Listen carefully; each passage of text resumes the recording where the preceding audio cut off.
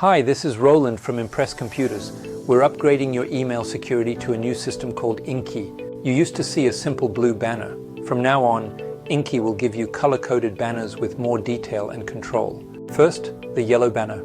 When you see this, INKY thinks the message is gray mail, legitimate bulk email you might not want. On the right, you have options. Not gray mail tells INKY this bulk mail is actually okay to receive.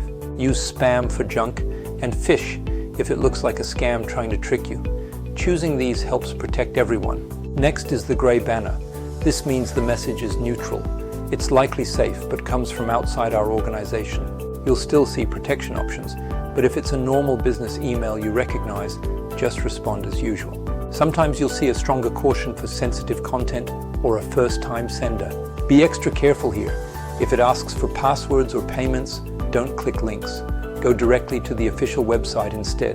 Clicking More opens a full report page showing the sender details and big buttons to classify the message. To summarize, yellow is for bulk mail, gray is for external mail, and always double-check any extra warnings or sensitive content.